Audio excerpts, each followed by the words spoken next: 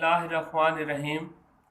Respected viewers and their students, मैं हिदायत अब्बास आपकी खिदमत में सेकेंड ईयर का चैप्टर 1 लेक्चर नंबर 1 फंक्शन लेके हाजिर हूँ। A function is a rule or correspondence relating to non-empty sets in such a way that each element in the first set corresponds to one and only one element in the second set।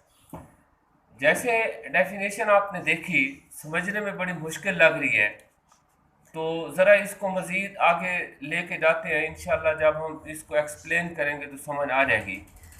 तो ये जो wide है function, ये देखते हैं कि सबसे पहले किसने चूज़ किया और इसकी नोटेशन जो है किसने इन्वेंट की। The term function was recognized by a German mathematician William Leibniz in 1673। Describe, अब फंक्शन क्या डिस्क्राइब कर रहा है? Function describe the dependence of one quantity on another. For example, area of a circle depends upon its radius, A is equal to pi R square. जहाँ area जो है ये किसके ऊपर डिपेंड कर रहा है? आर के ऊपर कर रहा है।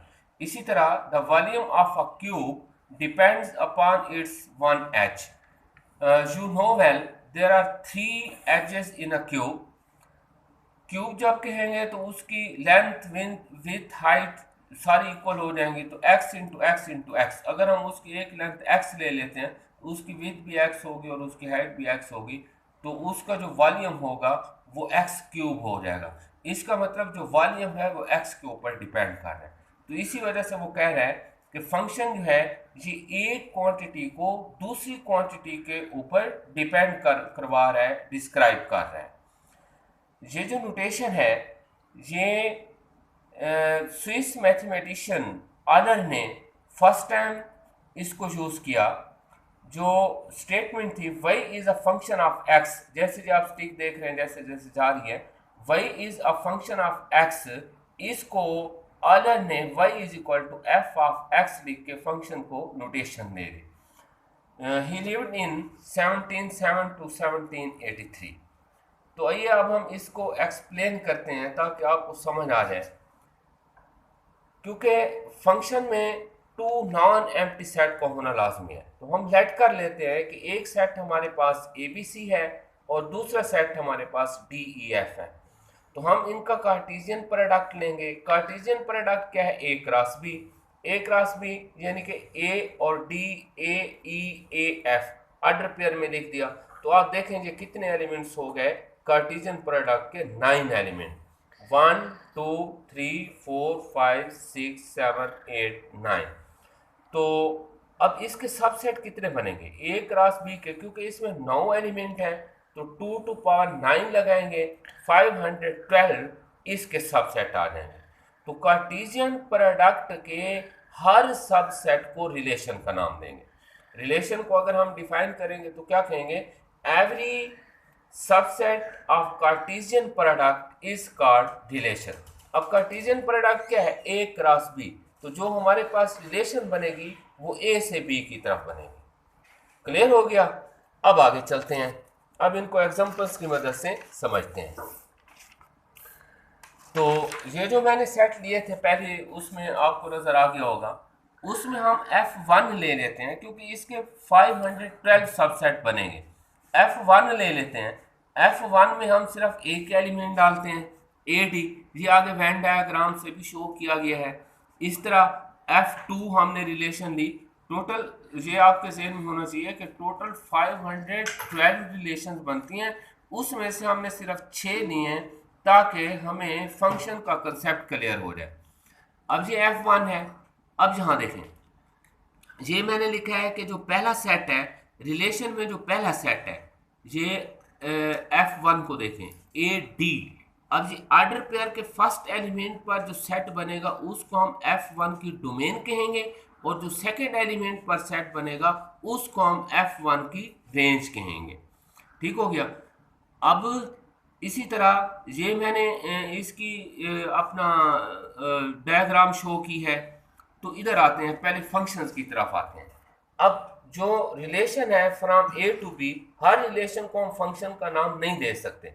हमने किसको फंक्शन का नाम देना है? A relation F from A to B is called function if domain of F equal to A. First जो सेट है ए बी सी, ये पहला सेट है, ये दूसरा सेट है। पहले सेट को हम क्या कहते हैं? डोमेन कहेंगे। दूसरे सेट को क्या कहेंगे? कोडोमेन कहेंगे।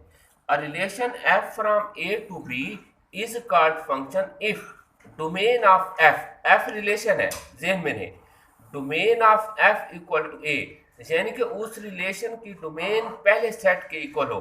पहला सेट हमारे पास क्या था? ए था। ए के एलिमेंट्स क्या थे? ए बी सी, ये लिखे हुए हैं, ये ए बी सी। ये बी के एलिमेंट जो दूसरा सेट है जिसको हम को डोमेन कह रहे हैं, ये डी ई एफ है। तो इधर आइए फिर, a relation F from A to B is called function if domain of F equal to A. दूसरी condition, the elements of domain are not repeated, कि डोमेन के एलिमेंट रिपीट नहीं होने चाहिए। अब हम इधर देखते हैं, हमने कार्टेशियन प्रोडक्ट की 512 रिलेशंस ली, उसमें से हमने सिर्फ 6 ली। अब इस रिलेशन को देखते हैं आया कि ये फंक्शन है या नहीं है, क्या इस डेफिनेशन के ऊपर पूरा ये उतरता है या नहीं है। अब देखें, F1 AD के ऊपर मुश्तमिल है, इसकी डोमेन A बनती है। आपको पहले कहा था कि ऑर्डर पेयर के फर्स्ट एलिमेंट पर मुश्तमिल जो सेट बनेगा उसको हम उस रिलेशन की डोमेन कहेंगे। अब इसकी डोमेन A के इक्वल है? नहीं है। A में तो 3 एलिमेंट हैं, इसमें 1 एलिमेंट है, लिहाजा ये रिलेशन फंक्शन की पहली कंडीशन को ही पूरा नहीं कर रही, लिहाजा it is not a function. ये क्रॉस लगाया हुआ। F2 पे आते हैं। F2 में हमने 2 एलिमेंट लिए, ए डी ए ई, ये ए बी सी।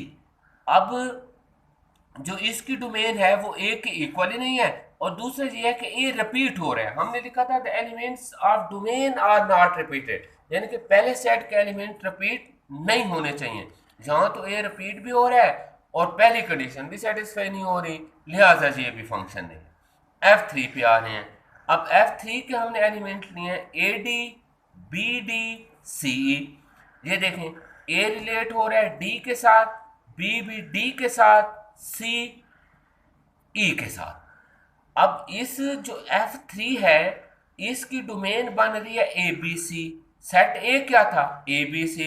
इसका मतलब F3 की डोमेन सेट ए के इक्वल है, और सेट ए के एलिमेंट रिपीट भी नहीं हो रहे। जैसे जहां जहां देखें ए रिपीट हो रहा था, ए रिलेट हो रहा था डी के साथ भी और ई के साथ भी, जहां रिलेट नहीं हो रहा, ए डी के साथ है, बी डी के साथ है, सी ई के साथ है। फर्स्ट सेट के एलिमेंट रिपीट नहीं होने चाहिए। इधर बेशक रिपीट होते रहे बी में, इससे हमें कोई सरोकार नहीं है, ए को हमने चेक करना है। लिहाजा जो F3 है, क्योंकि जो फंक्शन की दोनों कंडीशंस के ऊपर ये पूरी उतरती है रिलेशन, लिहाजा F3 relation is a function. Clear हो गया? अब देखें ना, इसको फिर एक दफा चेक करें कि इसकी डोमेन क्या है? A B c. ये first element, second element, third element. Order pair के फर्स्ट एलिमेंट पर मुश्तमिल सेट ए बी सी, ये डोमेन है F3 की, जो कि ए के इक्वल है, जो फर्स्ट पेज में आपने देखा सेट ए था, और एक एलिमेंट रिपीट भी नहीं हो रही, लिहाजा इट इज अ फंक्शन। इस तरह F4 को देखते हैं।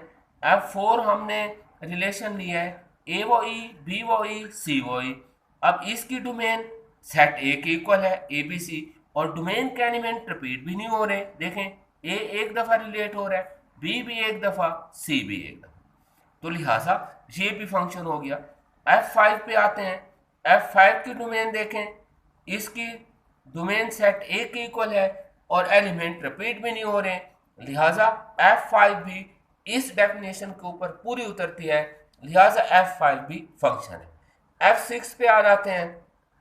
F6 की डोमेन तो ए बी सी है, ए के इक्वल है, लेकिन जो दूसरी कंडीशन है, जहां ए को देखें, ए रिपीट हो रहा है, ए ई के साथ भी अटैच है और ए एफ के साथ भी अटैच है, तो जहां डोमेन का एलिमेंट रिपीट हो रहा है, ये कंडीशन हमें कहती है the elements of domain are not repeated, लिहाजा F6 भी जो रिलेशन है ये भी फंक्शन है।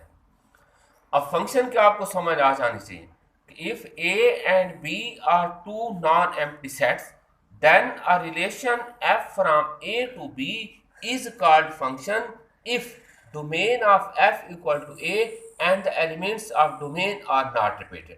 अच्छा, एक और बात भी आगे आपको बताता चलूं। अब जैसे ये जो सेट बी है ये कोडोमेन है, लेकिन जो डोमेन के एलिमेंट के साथ इंटरलिंक होंगे, रिलेट होंगे, उन पर जो सेट बनेगा उसको रेंज कहेंगे। पहले सेट को डोमेन भी कहते हैं और प्री कोडोमेन भी कहते हैं, और सेट बी को कोडोमेन कहते हैं। कोडोमेन के वो एलिमेंट्स जो डोमेन के एलिमेंट्स का इमेजेस होंगे उनको रेंज कहना है। अब जैसे ये देखें, डी कोडोमेन तो थी डी ई एफ, इसकी रेंज बनी डी।